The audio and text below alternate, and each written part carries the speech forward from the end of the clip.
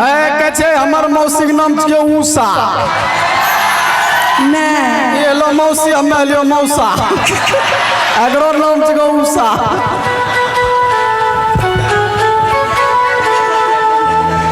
Camera man को कैद कर लीजिएगा। यही बुआ को मुंडन हुआ है। नाम क्या हुआ बाबू तुम्हारा? राजवीर। इनका राजवीर नाम है। और किनका किनका मुंडन हुआ? किनका किनका मुंडन हुआ?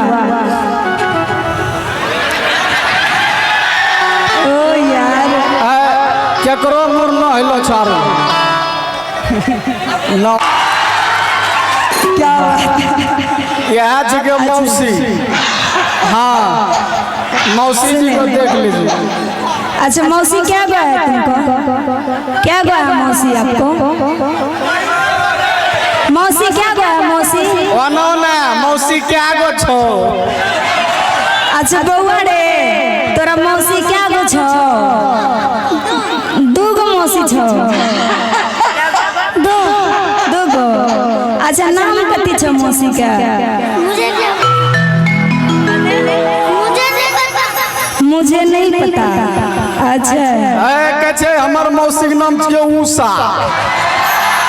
नहीं ये लो मौसी हमें लियो मौसा। अगरो नाम छियै उषा।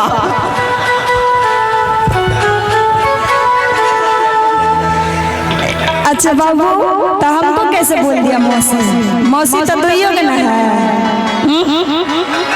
बोलो नहीं बोलेगा मौसी के नाम। क्या नाम है मौसी को? बोलो उधर उधर मत देखो, इधर माइक में बोलो। मौसी का नाम क्या है? बोलो एक बार बोलो। क्या है नाम? नहीं बोलेगा। अच्छा मम्मी का नाम याद है? मम्मी का नाम कृष्णा। कृष्णा नाम है। अरे वाह। और मामा जी का नहीं याद है? आधार कार्ड में मामा जी का नाम लिखाएगा तुम्हारा आधार कार्ड में पिता के जगह पे, तब क्या करोगे? नहीं याद है? नहीं याद है। अच्छा इनका मम्मी का कृष्णा नाम है ना?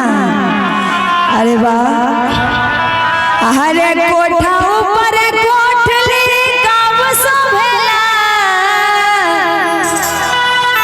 डांस आता है ना बाबू? डांस करना मेरे साथ ठीक है? और जरा एक को बुला दीजिएगा वहाँ से। हेलो बुला दीजिए वहाँ से। आ जाइए। हरे कोठा ऊपर कोठली कब सोभेला।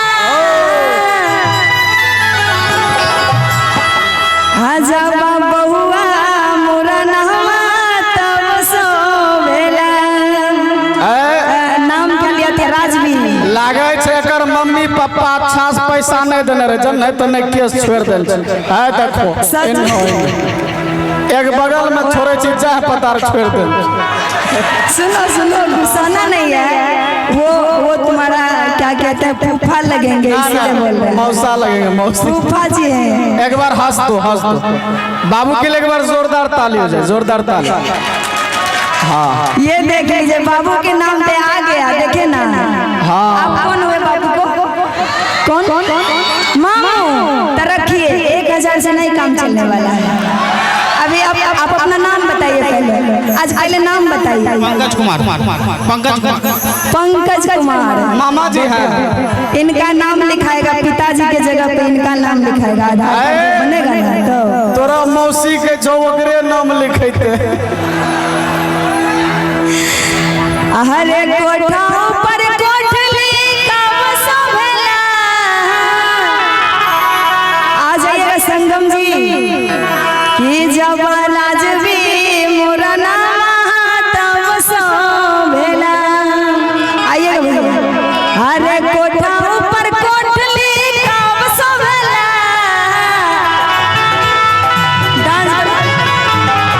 कोठा ऊपर कोठली कब सोभेला।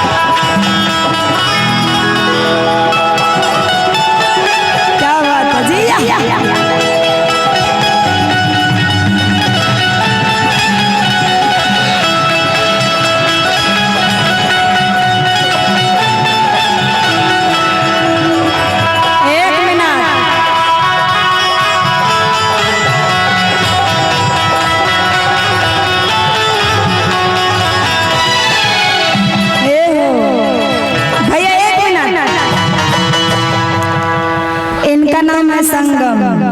सुना, संगम नाम है। क्या क्या नाम है?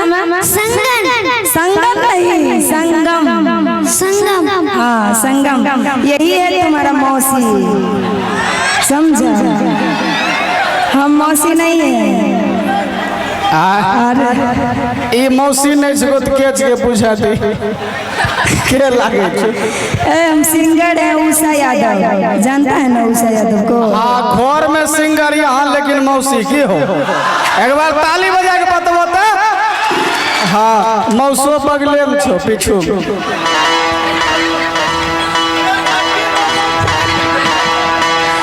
सुनिए, ये मौसी है ना बाबू, मौसी है। देख रहे तुम्हारा मौसी नाच कर रही है यहाँ पे, कोई लेके भाग जाएगा इस भीड़ में से, समझा? अरे बउआ मोरा नमा कब सोभेला, आ बउआ के मौसी नचनिया तब सोभेला, बउआ के मौसी नचनिया तब सोभेला, मौसी नचनिया तब सोभेला, मौसी नचनिया तब सोभेला। इधर आइएगा। अच्छा, आपका हस्बैंड का नाम?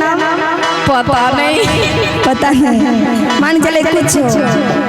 इनका बउआ का मामा का क्या नाम था? मामा का पंकज। जब पंकज ढोलकिया तब सोभेला, जब पंकज ढोलकिया तब सोभेला, जब पंकज ढोलकिया तब सोभेला। क्या बात है?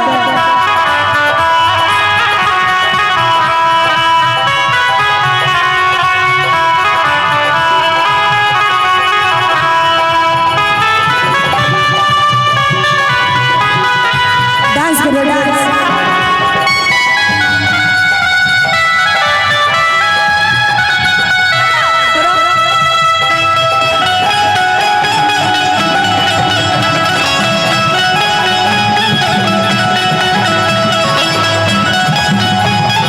अरे वाह,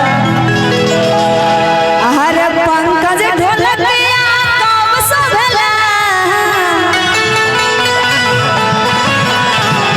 पंकज ढोलकिया कब सोभेला। एक मिनट, कहे छे पंकज ढोलकिया कब सोभेला, बउआ का मामा के नाम छे पंकज, जाने छिए ना सब?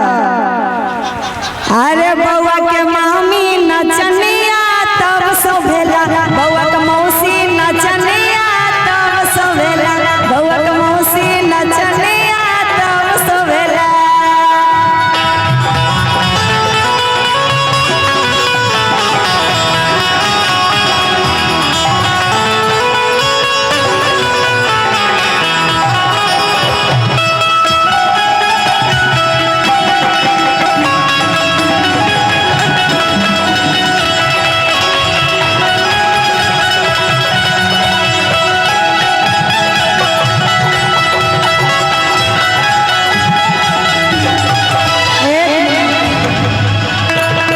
कहना